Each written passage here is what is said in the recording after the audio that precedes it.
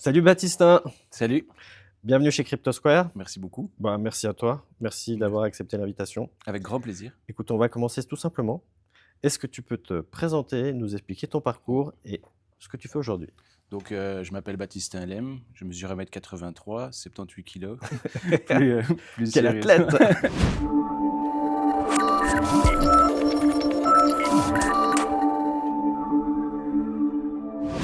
plus sérieusement, je suis avocat fiscaliste depuis 10 ans maintenant. Et donc, ma spécialité, c'est le droit fiscal. C'est surtout d'accompagner tous les contribuables, en particulier les entreprises et les entrepreneurs qui sont confrontés à des difficultés fiscales, aussi bien à vie que litige. Et là-dedans, il y a la fiscalité des cryptos qui a pris beaucoup d'importance ces 5 dernières années. Mais je ne fais pas que ça. J'aide aussi les PME, etc. Au quotidien. Et tu travailles où? Donc, je travaille chez Turlings Tax Lawyer. On est un cabinet entièrement spécialisé en droit fiscal. Donc, on fait le droit fiscal, mais tout ce qui gravite autour, comme le droit comptable, le droit des sociétés, l'anti-blanchiment, dont on va peut-être parler tout à l'heure, etc. On a un cabinet national. On a des bureaux à Anvers, Zonhoven, qui est au Limbourg, et à Charleroi pour la Wallonie et Bruxelles. On est une quarantaine maintenant en tout. Et là-dedans, on est 5 à faire les dossiers crypto. Donc, la team, on appelait ça CryptoTax, Cryptax. Et je suis associé du cabinet depuis juillet. J'étais initialement le premier et le seul francophone, et maintenant on est 5 francophones. Et on couvre vraiment toute la Belgique. Félicitations. Merci beaucoup. Les clients enfin, je ne veux pas savoir qui c'est, mais les profils des clients qui font appel à vos services en matière de crypto-monnaie, généralement, ils viennent pour quel type de besoin?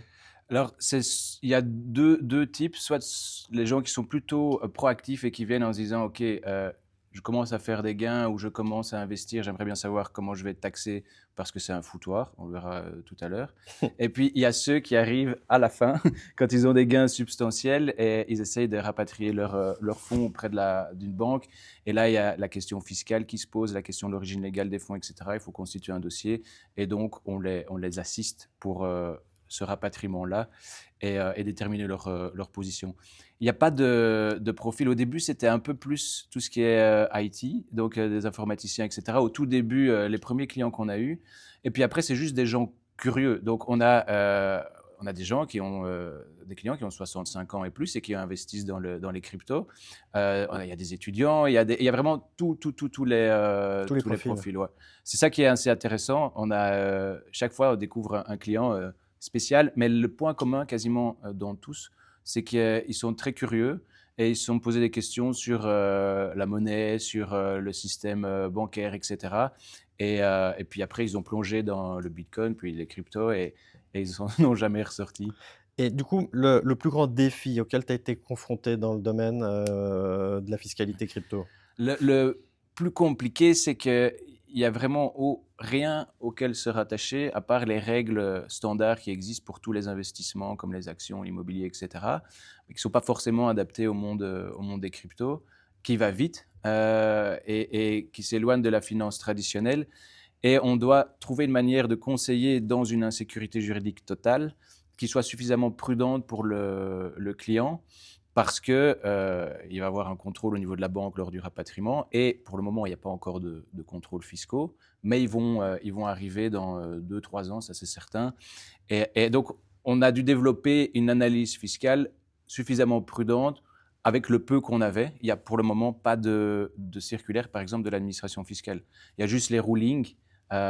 Tous ceux qui sont intéressés un peu à la fiscalité des cryptos voient les rulings, mais c'est sur des cas individuels. Il faudrait une circulaire qui dit voilà comment l'administration fiscale interprète le tout. Ça, c'est la première difficulté qui est Ouais. purement fiscale. La deuxième, c'est chaque crypto, chaque protocole, etc. est différent. Et la troisième, c'est de traiter les données de transaction. Certains clients qui arrivent, ils ont fait 200 000 transactions, ils ont utilisé des robots, etc. Il faut pouvoir les traiter pour pouvoir après, s'il y a quelque chose à déclarer, calculer les plus-values et tout le bazar. Et le client, lui, tout seul, il est perdu. Et nous, si on ne fait pas appel à des outils spécialisés comme Conly, Waltio, etc., ou des experts comme Mika de Compliance, on est entièrement perdu. Et dans cet exercice-là, l'administration fiscale doit faire le même. Donc, elle est aussi en train d'apprendre comment faire tout ça. Il y a encore beaucoup de choses qui, sur le plan pratique, peuvent être améliorées parce que les cryptos, à la base, étaient faits pour faciliter les choses, des transactions faciles, etc., la décentralisation. Et puis quand en fait, c'est très facile, mais on passe énormément de temps à régler l'administratif, le fiscal Ouais, et tout le ouais, ouais, bazar, on ouais. se dit, c'est le progrès, il est freiné par ça. Donc j'espère que dans le futur, il y aura au moins l'État qui va dire, OK, si vous utilisez tel logiciel ou ce genre de choses, c'est en ordre, si vous calculez de cette manière-là, c'est en ordre, etc. On doit naviguer dans un océan où il y a beaucoup de brouillard. Oh. Quelles sont comment ça s'appelle, les tendances actuelles en matière de réglementation fiscale sur les cryptos en Belgique? Alors, il n'y a toujours pas de réglementation fiscale particulière. Le fisc sait que le problème, enfin pas le problème, mais que cette nouvelle matière existe depuis au moins 2016, c'est la date des premiers rulings. Et jusqu'à maintenant, il n'y a rien. Donc juste les règles traditionnelles qui s'appliquent à tous les actifs. Mais on a le gouvernement Arizona qui s'est mis en place et qui a pris un accord de gouvernement et dans lequel ils veulent mettre en place une taxation des plus-values sur actifs financiers. Actifs financiers n'est pas encore défini, mais il est bien précisé, en ce compris les cryptos. Et donc ça, c'est ce qui est nouveau. Donc ils veulent avoir une taxation sur les plus-values sur les cryptos, mais aussi les autres actifs, de 10%. Avec une exonération à 10 000 euros par an. Et ça, en fait, ça c'est nouveau parce qu'on est un des seuls pays d'Europe, peut-être du monde, qui exonère les plus-values sur actifs, sauf quelques exceptions, en seul compris les cryptos. Et c'est le fameux bon père de famille, donc l'exonération pour gestion normale de patrimoine en bon père de famille, où on payait 0% de taxes, ce qui faisait que la Belgique, pour ça, était attirant. Pas pour son insécurité fiscale, mais pour ça, c'était vraiment attirant. Ils veulent le remplacer par 10%. Donc, on va garder les mêmes régimes que ceux qu'on avait. Donc, pour le moment, on a bon père de famille 0%, spéculateur 33% et professionnel taux progressif, donc 50% et plus. Et le 0% du bon père de famille va être remplacé par 10%. Et à partir de quand on devient un bon père de famille? Ça, c'est toute la difficulté. On présente 3 critères pour pouvoir l'expliquer d'une manière compréhensible.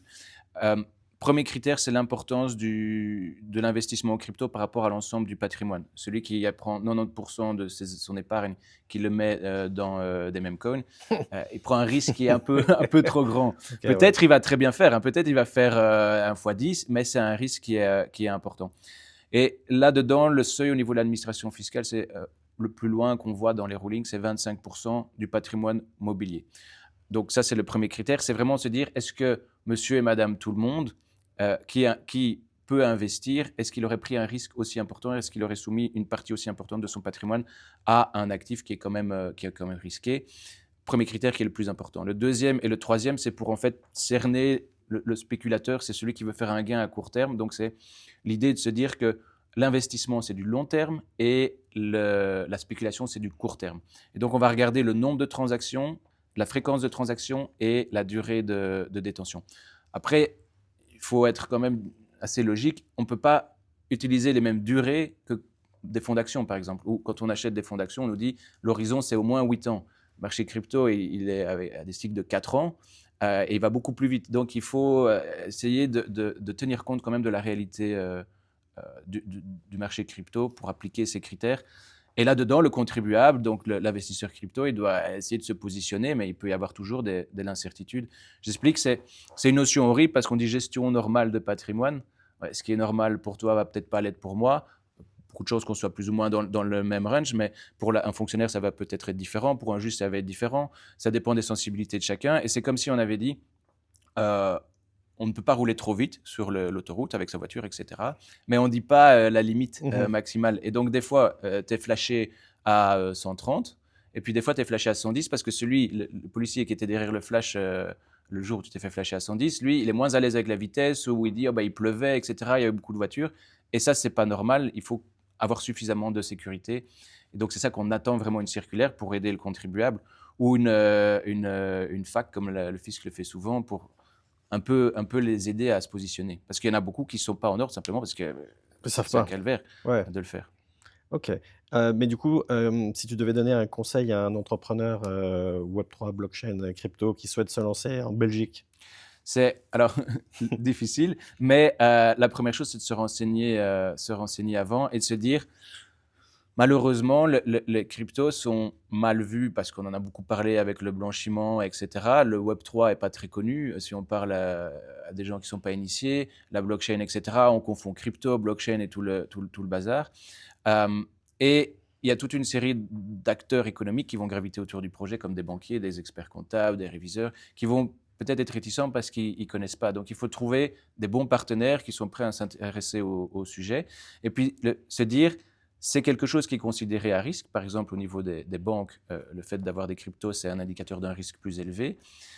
Alors, là-dedans, il faut se forcer à être le meilleur élève de la classe. Et donc, c'est être très, très, très, très strict sur toutes les formalités qu'il faut accomplir et être toujours à 150% en ordre parce que ça va donner du confort à ceux qui gravitent autour du projet, aux opérateurs économiques. Et en cas de problème, ben, on peut démontrer, j'ai fait tout le nécessaire pour être en ordre, bien tout documenter, parce que on vit dans un monde où, sous l'impulsion surtout de la législation anti-blanchiment, il faut pouvoir tout prouver en tout temps.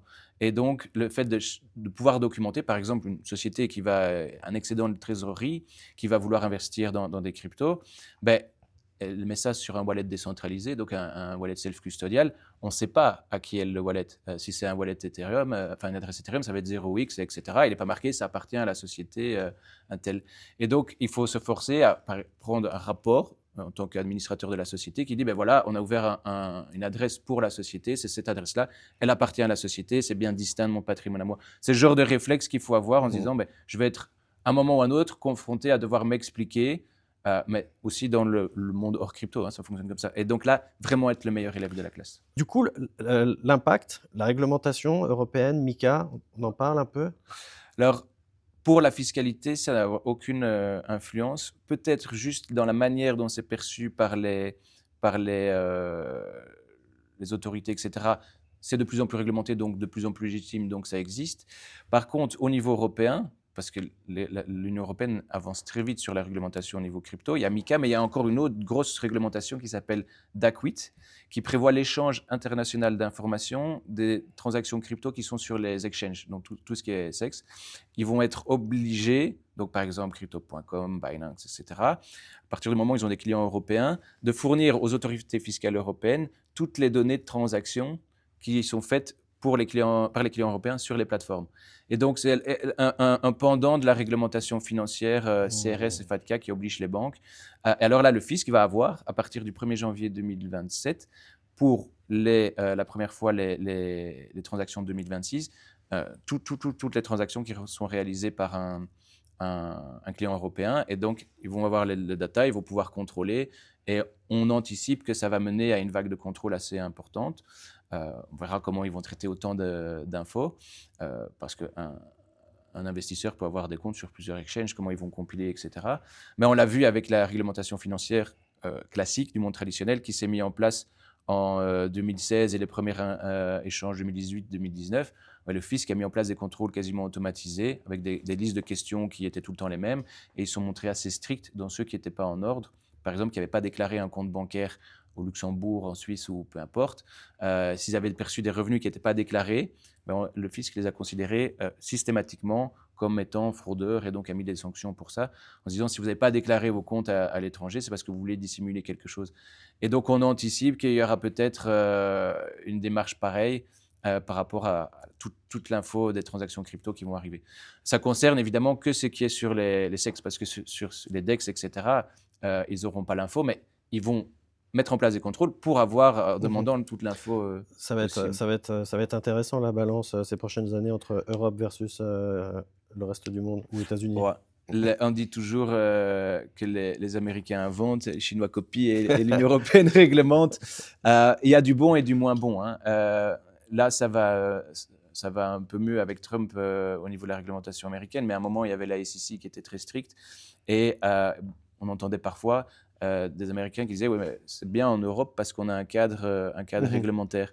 Je ne suis pas spécialisé dans la réglementation financière, mais par exemple, ce qui se passe avec les stablecoins, c'est assez embêtant en Europe puisqu'on leur demande d'être quasiment comme une prestataire de paiement, etc., et de devoir se conformer à ça. Et ça a du bon et du mauvais. Ça a du bon parce que ça légitime. Moi, je dis toujours ça comme ça. Après, ça a du mauvais parce que c'est parfois pas adapté, c'est parfois trop lourd. Et le plus dangereux est pour les petits acteurs qui n'ont pas les capacités de mettre autant d'argent, de temps, etc. dans la conformité. Toujours. C'est toujours la même chose. Ouais. Et tout à l'heure, tu en as parlé, tu as cité quelques noms, genre, comme celui de Mika. Mika, pardon, Oui. Michael. Des outils technologiques, vous avez des supports, vous êtes Ouais. aidés, vous utilisez un peu toute la C'est tech? impossible de le faire. Enfin, si quelqu'un a acheté du Bitcoin et acheté un Bitcoin et puis il n'a rien fait pendant 5 ans, je peux calculer la plus-value, mais euh, il y a souvent beaucoup de transactions. Même un dossier simple, il y a beaucoup de transactions et c'est impossible de calculer soi-même les plus-values. Il faut mettre en place des méthodes comptables. Enfin, c'est tout un truc. Alors, il y a différents outils. Il y a Waltio, qui est un opérateur français qui le fait aussi en Belgique, adapté à la législation belge, qui s'est posé la question de comment ça fonctionne en Belgique, etc. Et donc Mmh. qui a fourni un logiciel. Je me souviens bien, on a fait leur, soirée d'inauguration ici. Et oui, je me souviens aussi. Donc il y a celui-là qui est peut-être le plus proche. Et puis il y a Conly qui est le plus connu. Et il y a un autre qui s'appelle Crypto Tax Calculator. Il y en a peut-être d'autres, hein, mais c'est les 3 plus grands. Et en fait, souvent, ça dépend de la compatibilité parce que on a parfois des clients qui ont tout essayé et on peut avoir une blockchain qui n'est pas sur un des logiciels, qui va sur l'autre, Ah, etc. Euh, ouais, alors, ça, c'est les outils qu'on utilise classiquement, mais il peut y avoir des limites quand il y a vraiment beaucoup de transactions.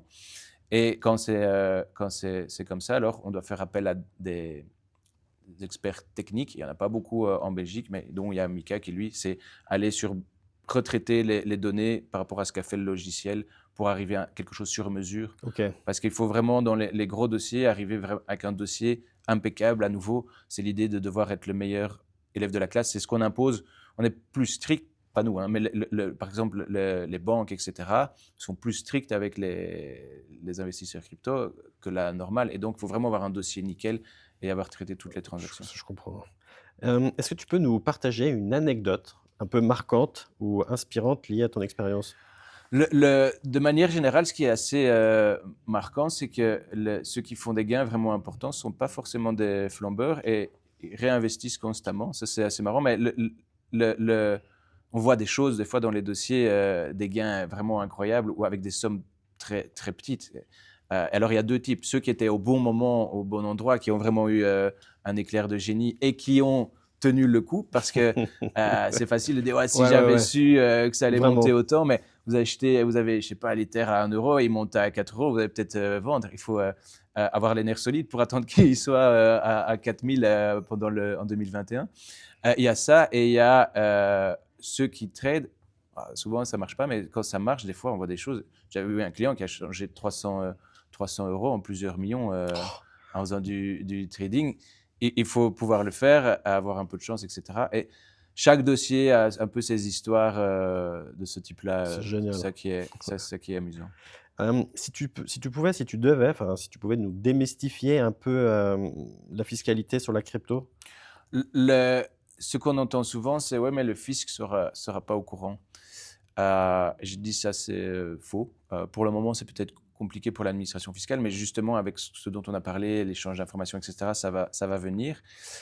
Puis, il y a peut-être la banque, s'il y a quelque chose qui bloque, etc., qui peut faire une dénonciation. C'est dans les cas les plus graves. Normalement, si on communique avec la banque, il n'y a pas de problème.